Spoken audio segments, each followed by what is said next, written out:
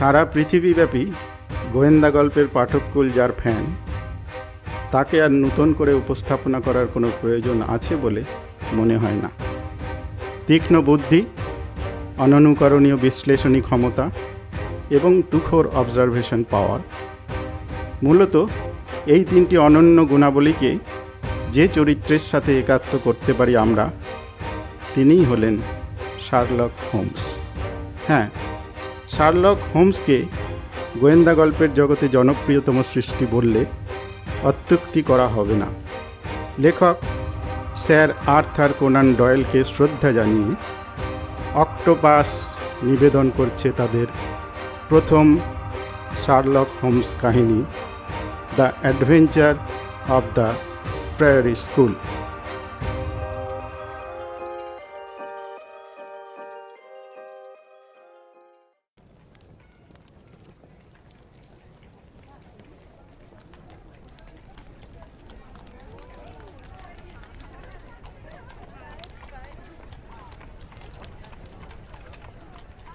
থার্নিক্রফট Huxtable আগেই তার card পাঠিয়েছেন। তার কার্ডে তার শিক্ষাগত যোগ্যতার পরিচিতি স্থান সংকুলান হয়নি। MA PhD লেখার পর তাই ইত্যাদি কথাটি লিখে দিতে হয়েছে। এমন একজন বিদগ্ধ পণ্ডিত ব্যক্তি তার অভিজাত্যপূর্ণ বিশাল চেহারা নিয়ে আমাদের বেকার স্ট্রিটের ঘর আলো করতে তিনি যখন ঢুকলেন এবং দরজা বন্ধ করলেন,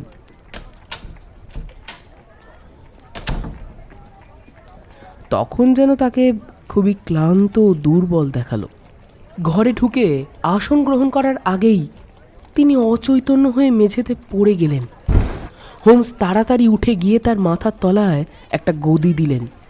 আমি ব্র্যান্ডি নিয়ে তৈরি হলাম। আমি তাকে পরীক্ষা করে দেখতে লাগলাম। হোমস থার্নিক্রফটের শারীরিক অবস্থা জানতে চাইলেন। আমি বললাম, অবসাদ, ক্ষুধা এবং ক্লান্তির কারণেই তিনি অজ্ঞান হয়ে পড়েছেন। হোমস হাক্সটেবলের ঘড়ি পকেট থেকে একখানা ফিরতি ট্রেনের টিকিট পেলেন। টিকিট কাটা হয়েছে ম্যাকলটন থেকে। জায়গাটা উত্তর ইংল্যান্ডের অন্তর্গত।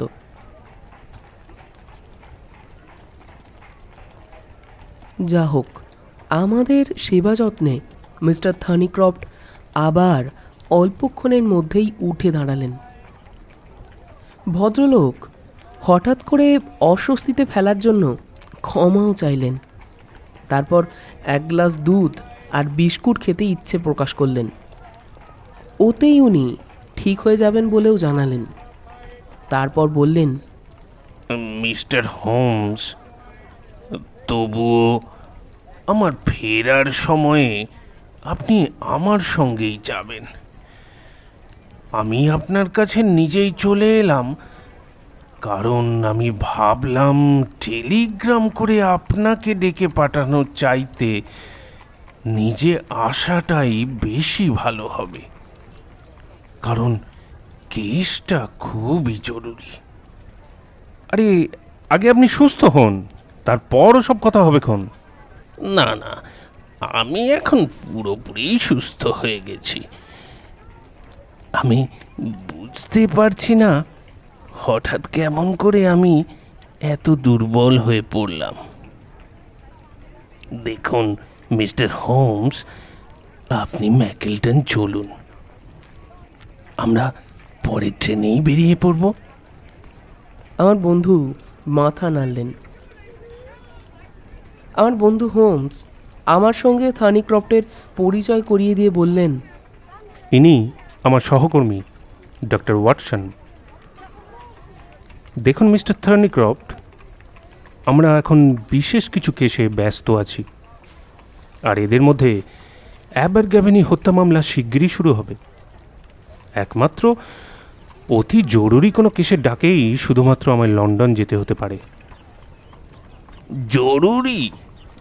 মিস্টার থার্নিক্রফট খানিকটা বিস্ময় প্রকাশ করে বললেন, আপনি কাকে জরুরি বলছেন মিস্টার হোমস? আপনি কি কিচ্ছু শোনেননি? ডিউক অফ হোল্ডারনেসের একমাত্র ছেলেকে পাওয়া যাচ্ছে না, কেউ তাকে অপহরণ করেছে? আপনি কার কথা বলছেন? হোমস অবাক হয়ে জিজ্ঞেস করলেন। ডিউক অফ হোল্ডারনেস, যিনি আগে পূর্ণমন্ত্রী ছিলেন? হ্যাঁ, ঠিকই ধরেছেন।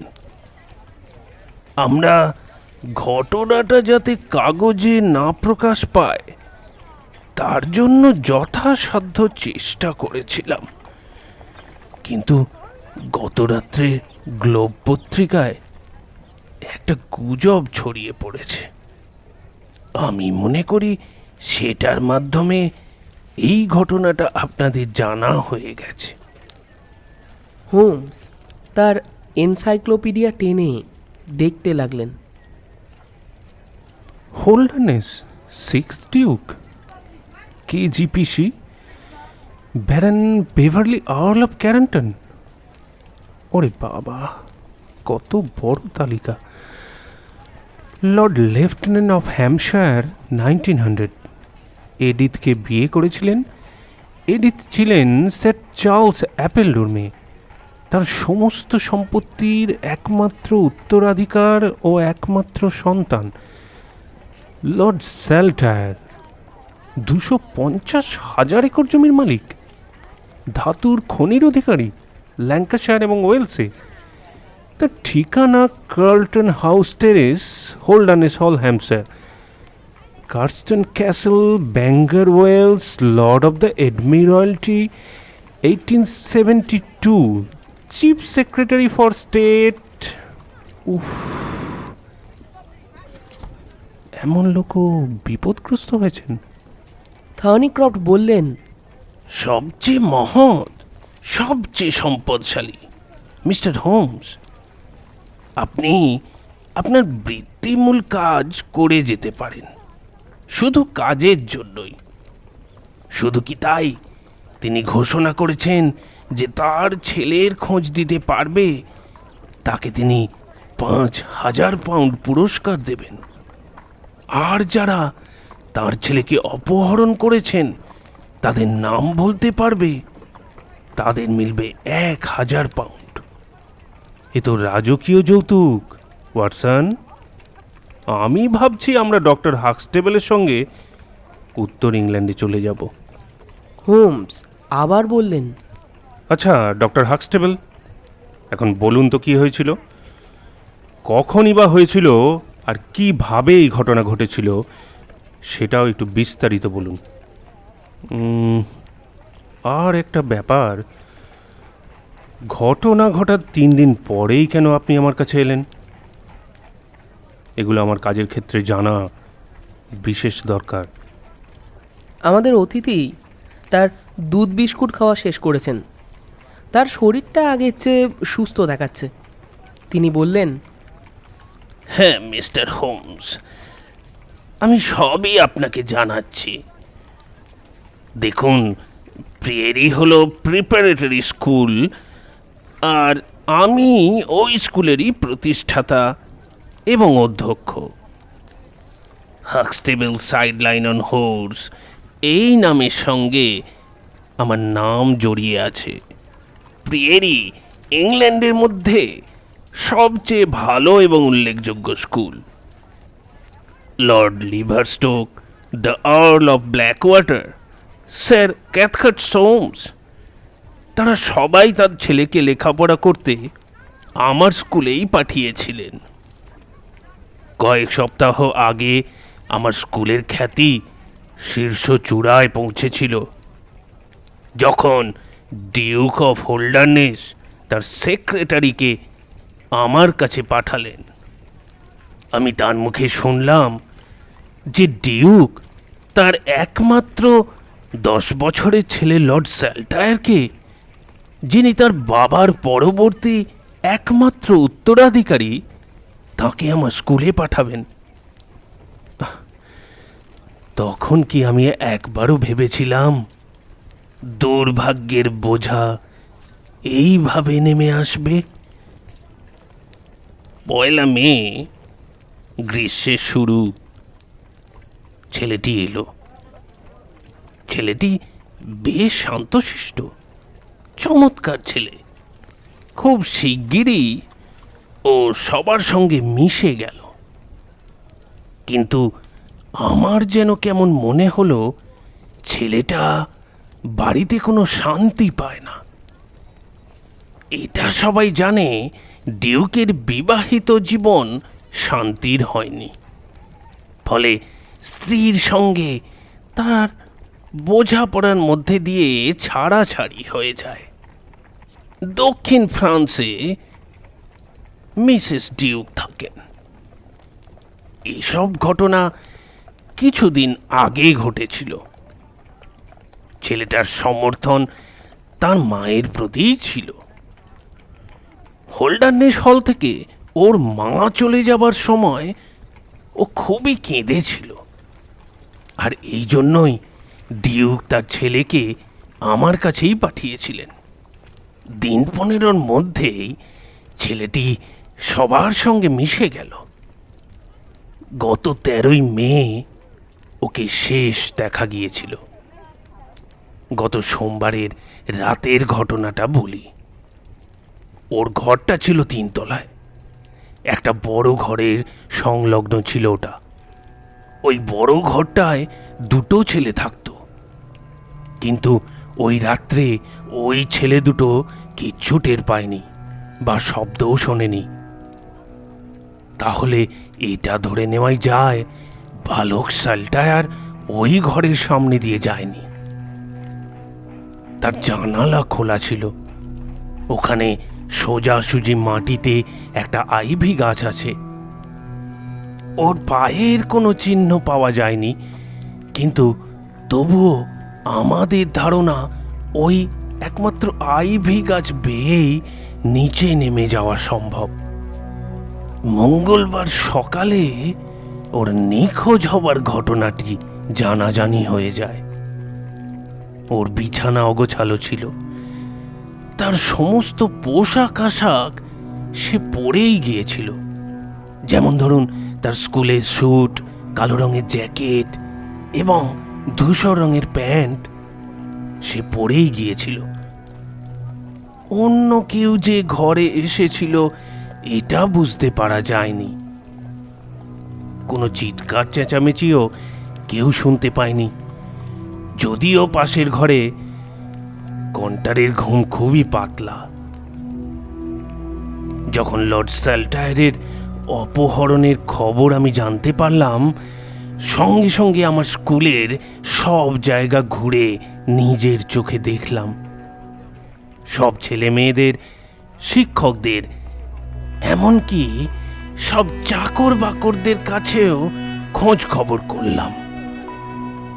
তখন একটা জিনিস আমাদের কাছে পরিষ্কার হলো যে লর্ড সাল্টায়ার একা যায়নি। হেইডগার নামক একজন শিক্ষকও বেপাত্তা হয়েছেন। ভদ্রলোক জার্মান। তার ঘর ছিল ওই 3 তলাতেই, ওই বিল্ডিং এর শেষ প্রান্তে। একই দিকে মুখ করা ছিল তার ঘর। তার বিছানা ছিল অগোছালো, তবে তার সম্পূর্ণ পোশাক তিনি পরে যাননি। তার জামা মোজা মেঝেতে পড়েছিল। তিনি নিঃসন্দেহে আইভি গাছ বেয়েই নিচে নেমেছিলেন, কারণ তিনি যেখানে উঠোনে পা দিয়েছিলেন সেখানে তার পায়ের ছাপ স্পষ্ট ছিল। তার সাইকেলটা একটা ছোট্ট আচ্ছাদনের তলায় রাখা থাকত, এবং সেটা ওই উঠোনের পাশেই। ওটা সেখানে দেখা যায়নি। ওই জার্মান শিক্ষক আমার সঙ্গে 2 বছর ধরে কাজ করছেন। যথেষ্ট ভালো লোক। তিনি চুপচাপ আত্মকেন্দ্রিক মানুষ ছিলেন। তিনি ছেলেদের মধ্যে, এমনকি শিক্ষকদের মধ্যেও বিশেষ প্রিয় ছিলেন না। আজ বৃহস্পতিবারেও আমরা মঙ্গলবারের মতো কিছুই জানতে পারিনি। সঙ্গে সঙ্গে অবশ্য হোল্ডারনেস হলেও খোঁজ খবর করা হয়েছিল। হোল্ডারনেস হল থেকে আমাদের স্কুলের দূরত্ব মাত্র কয়েক মাইল। আমরা ভেবেছিলাম হয়তো অসুখ বিসুখ হয়েছে, তাই বাড়িতে গিয়ে থাকবে। কিন্তু ওর বাবার কাছ থেকেও কোনো খবর পাওয়া গেল না। ডিউক খুবই বিচলিত হয়ে পড়েছেন, আর আমার দশা তো নিজের চোখেই দেখতে পেলেন। এখন কথা মিস্টার হোমস, আপনি যদি আপনার সর্বশক্তি দিয়ে কাজে লেগে পড়েন, তাহলে আমার বিশ্বাস আপনি ওই হতভাগ্য বালককে নিশ্চয়ই খুঁজে বের করতে পারবেন। আমি চাই এবং আশা করি আপনি এখনই তা করবেন, এবং আমরাও রক্ষা পেয়ে যাব।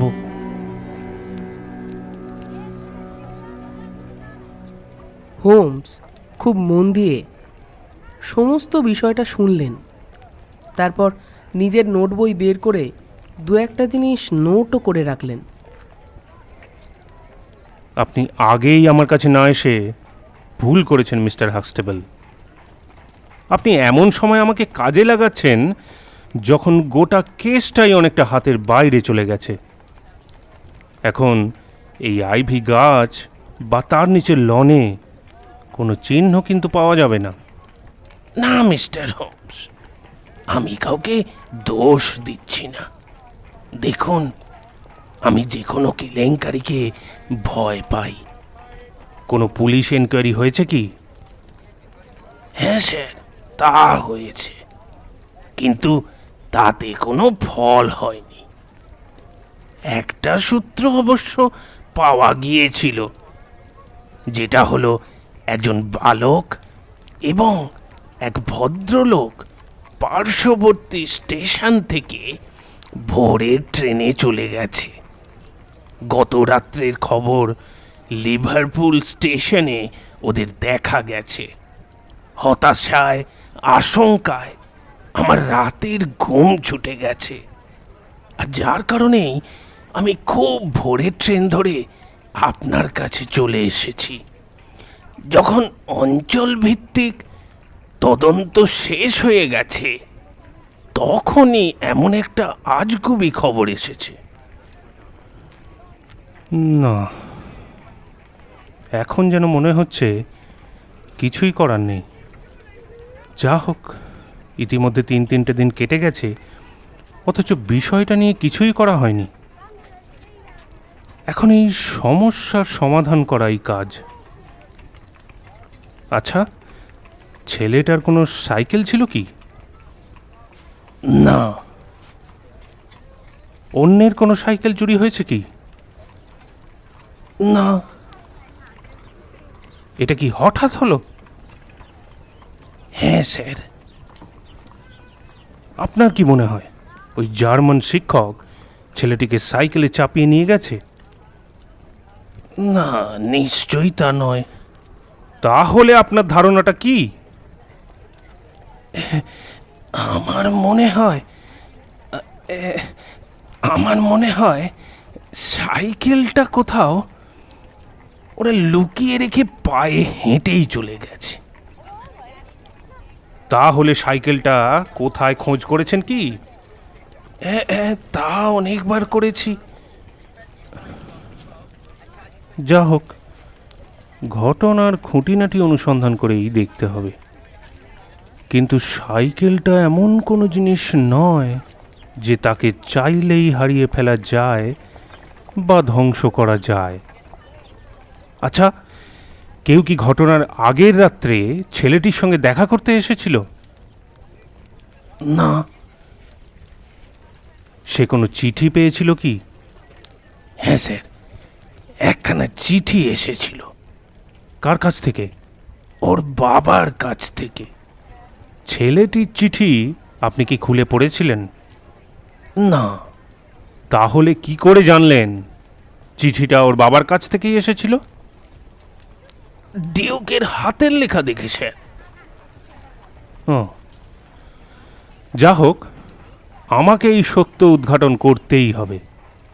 আমার মনে হয় আমি এ বিষয়ে কিছু সাহায্য করতে পারবো। একমাত্র ওর বাবার সঙ্গেই ওর যোগাযোগ ছিল। ওর বাবাকে কে জানিয়েছিল? আচ্ছা, ওদের বাবা আর ছেলের মধ্যে সম্পর্ক ভালো ছিল কি? ওর বাবার আভিজাত্য ওকে গম্ভীর করে রাখত। সে সব সময় সাধারণের প্রশ্ন এড়িয়ে চলত। অন্যের আবেগেও তার কোনো উৎসাহ ছিল না, কিন্তু অন্য ছেলেদের প্রতি তার সহানুভূতিশীল হওয়ার শিক্ষা ওর মার কাছ থেকেই পেয়েছিল। ও কি ওর মায়ের প্রতিও সহানুভূতিশীল ছিল? হ্যাঁ। ও কি ওরকম কিছু বলতো? না। তাহলে ডিউক সম্বন্ধে কিছু? না। তাহলে আপনি এসব জানলেন কি করে? আমার সঙ্গে মিস্টার ডিউকের সচিবের কিছু গোপন কথাবার্তা হয়েছিল। তিনি সাল্টার সম্বন্ধে এই সব কথাবার্তা বলেছিলেন। ও তাই? যা হোক, আচ্ছা, ডিউকের শেষ চিঠিটা সাল্টায় চলে যাবার পর ওর ঘর থেকে পাওয়া গিয়েছিল কি? না, সে তো ওর সঙ্গে করেই নিয়ে গেছে। আমার মনে হয় মিস্টার হোমস, আমাদের এখন হিউস্টনের উদ্দেশ্যে যাত্রা করা উচিত। আমি ইতিমধ্যেই 4 চাকার গাড়ি আসার কথা বলে দিয়েছি। মিনিট 15-র মধ্যেই আমরা আপনার কাজে লেগে পড়ব। আপনি যদি বাড়িতে টেলিগ্রাম পাঠাতে চান মিস্টার হাক্সটেবল, আপনি আপনার অঞ্চলের মানুষজনদের জানাতে পারেন লিভারপুল অঞ্চলে তদন্ত শুরু হয়ে গেছে। ইতিমধ্যে আমি কিছু টুকিটাকি কাজ সেরে নিই, অবশ্যই তা আমার নিজের ঘরের মধ্যে।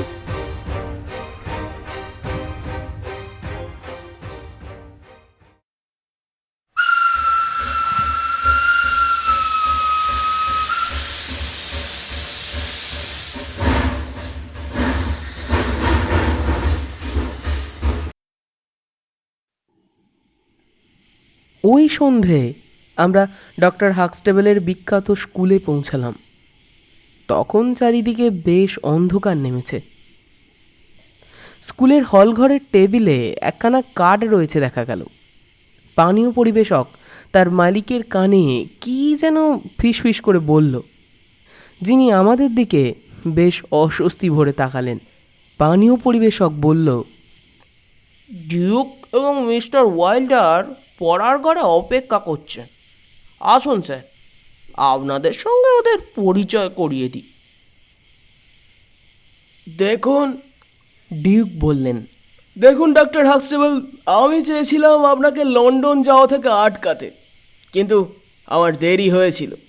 আপনি তখন মিস্টার শার্লকের সঙ্গে দেখা করতে বেরিয়ে পড়েছেন এবং আপনি চেয়েছেন মিস্টার শার্লক হোমসকে দিয়ে এই কেসের তদন্ত করাতে, কিন্তু আপনি ডিউকের সঙ্গে কোনো আলোচনা না করেই এই সিদ্ধান্ত নিয়েছেন। আসলে আমি যখন জানলাম যে পুলিশ কিছু করতে পারছে না, কিন্তু পুলিশ যে একেবারেই কিছু করতে পারছে না সেটাই বা বুঝলেন কি করে? নিশ্চয়ই মিস্টার ওয়াইল্ডার, কিন্তু আপনি তো জানেন মহামান্য ডিউক কোনো রকম লোক জানাজানি কেলেঙ্কারি পছন্দ করেন না।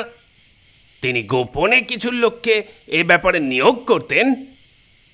ব্যাপারটা সেইভাবেই ইতি ঘটতে পারতো, কিন্তু ডক্টর বললেন, তাহলে মিস্টার শার্লক পরের ট্রেনে লন্ডন ফিরে যান। সেই ভালো ডক্টর, সেই ভালো। এই উত্তরে বাতাসটা বেশ মনোরম। তাই আমি বলছিলাম কি, যখন এসেই পড়েছি তখন কয়েকটা দিন এখানে থেকেই যাই, তাতে আমার মনটা ভালো হবে। আমরা যদি আপনার এখানে থাকার জায়গা পাই তো ভালো, না হলে গ্রামের কোনো সরাইখানাতে ঠাঁই করে নেবক্ষণ। এখন আপনি বলুন কি করব, থাকবো না থাকবো না? আমি দেখলাম ডক্টর বেশ অস্বস্তিতে পড়েছেন। কোনো কিছু ঠিক করা তার পক্ষে এই মুহূর্তে বেশ কঠিন কাজ। এতক্ষণে লাল দাড়িওয়ালা ডিউক বললেন, আমি উইল্ডারের সঙ্গে একমত। ডক্টর হাক্সটেবল, আপনি এ ব্যাপারে আমার সঙ্গে আলোচনা করতে পারতেন, কিন্তু যেহেতু আপনি মিস্টার হোমসকে এখানে এনেছেন এবং তিনিও আপনার উপরে বিশ্বাস করে এখানে এসেও পড়েছেন, কিন্তু আমি বলবো উনি আমাদের কাছ থেকে কোনো সহযোগিতা পাবেন না। কিন্তু দূরের সরাইখানাতে যাওয়ার চেয়ে আপনারা যদি আমার বাড়িতে হোল্ডার্নেস হলে গিয়ে থাকেন, আমি খুশি হব। মহামান্য ডিউক, আমাদের কাজই হলো তদন্ত করা, আর আমি মনে করি আমরা এই রহস্যের কিনারা করতে উপস্থিত থাকি। ঠিক আছে মিস্টার হোমস, এখন আপনি যেটা ভালো বুঝবেন তাই হবে। তবে আমার কাছ থেকে বা মিস্টার উইল্ডারের কাছ থেকে কোনো তথ্য জানতে হলে সে ব্যবস্থা আপনাকেই করে নিতে হবে। হোমস বললেন, আমার দরকার পড়লে আমি হলে গিয়ে আপনার সঙ্গে দেখা করব। আমি এখন শুধু একটা কথাই জিজ্ঞেস করব, আপনার ছেলের এই অদৃশ্য হওয়ার ব্যাপারে আপনার কি কোনো ব্যাখ্যা আছে? না মশাই, আমার তেমন কোনো ব্যাখ্যা নেই। মাফ করবেন যদি আপনাকে আমার কথায় ব্যথা পেতে হয়, কিন্তু আমি বাধ্য হয়েই বলছি। আপনি কি মনে করেন আপনার স্ত্রী এ ব্যাপারে কিছু করে থাকতে পারে? মন্ত্রী মহোদয় বেশ অস্বস্তি বোধ করতে লাগলেন। অবশেষে বললেন, না, আমার তেমন কিছু মনে হয় না। আমার আর একটা সত্য ধারণা এই, ছেলেটিকে অপহরণের কারণ পণবন্দি করে তোলা আদায়ের চেষ্টা। আপনার মনে এই কথা আসেনি? না। আর একটা প্রশ্ন, আমি জানি যেদিন আপনার ছেলেকে পণবন্দি করা হয় সেই দিন আপনি আপনার ছেলের কাছে একটা চিঠি পাঠিয়েছিলেন। আমি একদিন আগে লিখেছিলাম। কিন্তু ওই চিঠিটা ও ওই ঘটনার দিনই পেয়েছিল। হ্যাঁ। আপনার চিঠিতে এমন কিছু কি ছিল যা আপনার ছেলেকে ঘর ছাড়তে বাধ্য করেছিল? না, নিশ্চয়ই এমন কিছু ছিল না যাতে সে উত্ত্যক্ত হয়। আপনি কি নিজেই চিঠিটা ডাকে ফেলেছিলেন? সচিবের কথায় মহামান্য ব্যক্তির কথা মাঝপথে বন্ধ হয়ে গেল। সচিব খানিকটা উষ্মা প্রকাশ করে বললেন, আমার স্যারের নিজের হাতে চিঠি পোস্ট করার অভ্যেস নেই। এই চিঠি অন্যের হাত দিয়ে পড়ার টেবিলে রাখা ছিল, আর আমি ওটা ডাকে দিয়েছিলাম। আপনি নিশ্চিত তো এই চিঠিটাই সেই চিঠি? হ্যাঁ, আমি এটা দেখেছিলাম। আচ্ছা, আপনার স্যার ওই দিন কটা চিঠি লিখেছিলেন? 20 কি 30টা হবে। হ্যাঁ, যদিও এসব অপ্রাসঙ্গিক প্রশ্ন। না না, সবটাই নয়। আমার নিজের দিক থেকে ডিউক বললেন, আমি পুলিশকে বলেছি দক্ষিণ ফ্রান্সের দিকে নজর দিতে, কারণ আমি বিশ্বাস করি না ডিউক পত্নীর এ বিষয়ে কোনো হাত আছে। কিন্তু আমার ছেলের কিছু ভুল ধারণা ছিল, তবুও আমি বিশ্বাস করি না যে সে তার মায়ের কাছে গেছে ওই জার্মান ভদ্রলোকের সঙ্গে। আমার মনে হয় ডক্টর হাক্সটেবল, আমরা এখন হলে ফিরে যাই। আমার মনে হয় মিস্টার হোমসের আরও কিছু প্রশ্ন করার আছে। তবে মহামান্য মন্ত্রী মহাশয় মনে করেন তার যা বলার তা তিনি বলেছেন। তিনি আরও ভাবছেন তার মতো একজন অভিজাত ব্যক্তির পক্ষে তার পারিবারিক ঘটনা নিয়ে একজন তৃতীয় অপরিচিত ব্যক্তির কাছে আরও কিছু বলা বা আলোচনা করাটা বড়ই অপমানজনক, অনভিপ্রেত বটে। তাই তিনি আর কোনো প্রশ্নের সম্মুখীন হতে চান না। তাতে আরও নতুন নতুন প্রশ্ন ও উত্তরের চাপান উত্তর চলবে। মহামান্য ডিউক ও তার সঙ্গী চলে গেলেন। আমার বন্ধু এবার তার চেয়ার ছেড়ে তার স্বভাবসিদ্ধ ভঙ্গিতে তদন্তের কাজ শুরু করলেন। হোমস ছেলেটির ঘর, অর্থাৎ যে ঘরটিতে ছেলেটি থাকত, তা অত্যন্ত যত্ন সহকারে পরীক্ষা করলেন। তাতে এমন কিছু তথ্য পাওয়া সম্ভব হলো না, তবে একটা সন্দেহ থাকলো।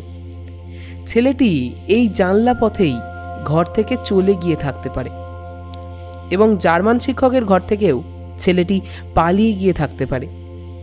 জার্মান শিক্ষকের ঘর থেকেও কোনো নতুন সূত্র পাওয়া গেল না। আইভি গাছের ডালপালা দেখা বা পরীক্ষা করা সম্ভব না হলেও লণ্ঠনের আলোতে তার তলায় একজনের গোড়ালির ছাপ দেখা গেল। ঘাসের ওপরেও অস্পষ্টভাবে পিষ্ট হওয়ার ইঙ্গিত মিলল। এবার হোমস বাড়ি থেকে একাই বেরিয়ে গেলেন। 11টার পর ফিরলেন। তার কাছে ওই অঞ্চলের একটা মানচিত্র রয়েছে দেখলাম। তারপর সেটা নিয়ে বসলেন।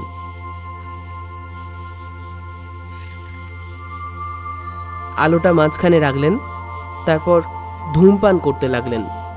কখনো কখনো তার পাইপের গোড়া দিয়ে সেই মানচিত্রের মধ্যে ডাইরেকশন ঠিক করার ভঙ্গিতে বোলাতে লাগলেন। তার ফাঁকে আমাকে বললেন, জানো ওয়াটসন, বিষয়টা আমাকে ক্রমেই আকর্ষিত করে তুলছে। এখানে কতগুলো ব্যাপারে সিদ্ধান্ত নেওয়ার ক্ষেত্রে আমাকে বেশ আগ্রহী করছে। প্রথম ধাপে আমি তোমাকে বলতে চাইছি, এই ভৌগোলিক লেখাচিত্রটি আমাদের তদন্তে খুবই সাহায্য করবে। এই দেখো। হোমস মানচিত্রের দিকে আমার দৃষ্টি আকর্ষণ করে বললেন, এই যে কালো বর্গাকার জায়গাটা দেখছো, এটাই হচ্ছে প্রেয়ার স্কুল। আমি এখানে একটা পিন ফুটিয়ে রাখলাম। আর এই যে লাইনটা দেখছো, এটা হলো রাস্তা। রাস্তাটা নিশ্চয়ই লক্ষ্য করেছো, পূর্ব দিক থেকে পশ্চিম দিকে গেছে, আর ওই পাশে স্কুলটা।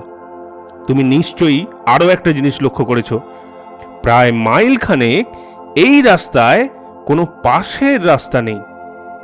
এখন বিষয়টা হলো, দুজন পলাতক যদি রাস্তা দিয়ে যায়, তবে সে রাস্তাটা হচ্ছে এই রাস্তা। হ্যাঁ তাই। এখন আমরা একটা জিনিস নির্ণয় করতে পারি, সেটা হলো রাত্রিতে এই রাস্তা ধরে কারা গিয়েছিল। দেখো, আমার পাইপটা যেখানে রয়েছে, ওইখানে একজন কনস্টেবল 12টা থেকে 6টা পর্যন্ত ডিউটিতে ছিলেন। আর পুলিশ ভদ্রলোক বলেছেন তিনি তাঁর ডিউটির জায়গা থেকে একটুও কোথাও যাননি। এবং তিনি আরও বলেছেন তাঁর ডিউটি অবস্থায় কোনো ছেলে বা কোনো লোক ওই পথ দিয়ে যায়নি। আজ রাতেই ওই পুলিশ ভদ্রলোকের সাথে আমার কথা হয়েছে, এবং তাকে দেখে আমার খুবই বিশ্বস্ত বলেই মনে হয়েছে। এইখানেই রাস্তাটা শেষ হচ্ছে। এবার আমরা অন্য একটা বিষয়ে দৃষ্টি দেব। এই দেখো, এখানে একটা সরাইখানা আছে। এখানে রেড বুল নামে এক বাড়িওয়ালা অসুস্থ ছিলেন। তিনি ম্যাকেলটনকে একজন ডাক্তার ডেকে আনতে পাঠিয়েছিলেন, কিন্তু সে সকালের আগে ফেরেনি, হয়তো অন্য কোনো কাজে আটকে থাকতে পারে। সরাইখানার অন্য আবাসিকরা সতর্ক ছিলেন, তাঁরা রাস্তার দিকে নজর রাখছিলেন। তাঁরা দেখেছিলেন ম্যাকেলটন আসছে না, আসছে না। তারাও বলেছেন রাস্তা দিয়ে তারা কাউকে যেতে দেখেননি। যদি তাদের সাক্ষ্য সত্যি হয়, তাহলে আমাদের সৌভাগ্যবান বলতে হবে, কারণ আমরা পশ্চিম দিকের রাস্তাটা বন্ধ করে দিতে পারি এবং এই সিদ্ধান্ত করতে পারি পলাতকেরা রাস্তা ব্যবহার করেনি। কেন? সাইকেলে? হ্যাঁ, সেটা একটা কথা বটে। আমরা এখন সেই সাইকেলের প্রশ্নেই যাব। যাক, তার আগে শোনো, পলাতকেরা যদি পূর্ব বা পশ্চিমের কোনো রাস্তা দিয়ে গিয়ে থাকে, তবে তারা গেল কিভাবে এবং কোন দিক দিয়ে? এই প্রশ্নটাই সঙ্গত নাকি? তাহলে দেখো ওয়াটসন, যদি পূর্ব পশ্চিমে বন্ধ হয়, তবে বাড়িটার আর দুটো দিক খোলা থাকে, একটা হচ্ছে দক্ষিণ, অন্যটা উত্তর। তাহলে পলাতকেরা নিশ্চয়ই এই দুটো দিকের যে কোনো একটা বেছে নিয়েছে এবং সেই দিক দিয়েই পালিয়েছে। এবার দক্ষিণ দিকটাতে দৃষ্টি দাও। দেখো, সেখানে রয়েছে চাষের জমি, আর ওই জমি কেটে কেটে ছোট ছোট করা হয়েছে। একটা ভাগ থেকে অন্য একটা ভাগকে পৃথক করতে পাথরের দেওয়াল দেওয়া হয়েছে। অতএব ওদিক দিয়ে যাওয়া বা সাইকেল চালানো কোনোটাই সম্ভব নয়। সুতরাং দক্ষিণ দিকও পলাতকের কাছে বন্ধ হয়ে গেল। তাহলে আর একটাই দিক, মানে একটাই পথ, আর সেটা হলো উত্তর দিক। কি ঠিক তো ওয়াটসন? আবার দেখো, নকশার এই জায়গাটায় রেড চা লেখা আছে। এরপর একটু দূরের দিকে দেখো, বিরাট গোলাকৃতি পতিত জমি। এর নাম দেওয়া হয়েছে লোয়ার গিলমুর। এটা প্রায় 10 মাইল জুড়ে পড়ে আছে এবং ক্রমান্বয়ে ঢালু হয়ে গেছে। আর এরই একপাশে হোল্ডার্নেস হল অবস্থিত। রাস্তা ধরে গেলে দূরত্ব দাঁড়ায় 6 মাইলের মতো। এই পতিত জমি চাষাবাদ করে এমন কিছু লোক এখানে আছে, তবে গরু, ছাগল, ভেড়া এখানে খুব কমই আছে। একমাত্র তিতির আর জলচর পাখি এখানকার বাসিন্দা। এদের দেখতে দেখতে তুমি একসময় চেস্টারফিল্ডে বড় রাস্তায় পৌঁছে যাবে। সেখানেই তুমি গির্জা দেখতে পাবে, কিছু কুঁড়ে ঘর ও একটা সরাইখানার সন্ধান মিলবে সেখানে। আবার মজার ব্যাপার দেখো, দূরের ওই পাহাড় ওই অঞ্চলেই বেশি খাড়া হয়ে উঠেছে। সুতরাং ওয়াটসন, এই উত্তর দিকেই আমাদের অনুসন্ধানের কাজ চালাতে হবে। আমি আবার বললাম, কিন্তু সাইকেল? খানিকটা অধৈর্য হয়ে হোমস বললেন, হবে হবে ওয়াটসন, সব হবে। একজন ভালো সাইকেল চালকের ভালো রাস্তার দরকার পড়ে না। আর ওই পতিত জমির মধ্যে কত পায়ে চলার পথ আছে, আর আকাশে চাঁদের আলো ঝলমল করছে। আরে এটা কি? হঠাৎ দরজায় অস্থির শব্দ শোনা গেল। দরজা খুলতেই ডক্টর হাক্সটেবল ঘরে ঢুকলেন। তার হাতে একটা নীল রঙের ক্রিকেট টুপি। তিনি বললেন,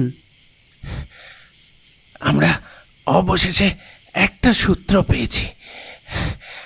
ভগবানকে ধন্যবাদ। আমরা ছেলেটার গতিপথ এবার বের করতে পারবো। এই টুপিটা ওরই।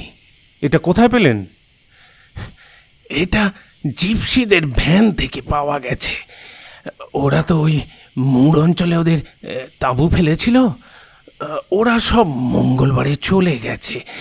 ওদের ক্যারাভ্যানে তল্লাশি চালিয়ে পুলিশ এটা উদ্ধার করেছে। তা এটা ওদের কাছে কোথা থেকে এলো? সে বিষয়ে ওরা কিছু বলেছে কি? ওরা বলেছে মঙ্গলবারের সকালে ওরা টুপিটা কুড়িয়ে পেয়েছে। পুলিশ ওদের ধরে গারদে ঢুকিয়ে দিয়েছে। ওদের আইন টাইন বা ডিউকের ভয় দেখালে সব ফর করে বলে দেবে আশা করি। নেই মামার চেয়ে কানা মামাই ভালো।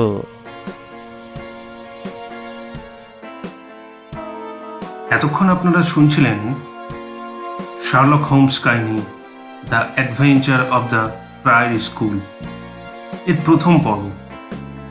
গল্পটি আপনাদের কেমন লাগলো অবশ্যই তা কমেন্ট করে জানাবেন। যদি ভালো লাগে লাইক শেয়ার করুন। এই গল্পের পরবর্তী এবং শেষ পর্ব আপনারা শুনতে পারবেন আগামী সপ্তাহে। পরবর্তী গল্পের নোটিফিকেশন পেতে অবশ্যই আপনারা সাবস্ক্রাইব করে রাখুন। এই গল্পে যারা অভিনয় করেছে তারা হলো সৌভিক আর সৌরভ। গল্পের সামগ্রিক পরিচালনায় অর্পিতা, আবহ সঙ্গীত সৌভিক। নমস্কার।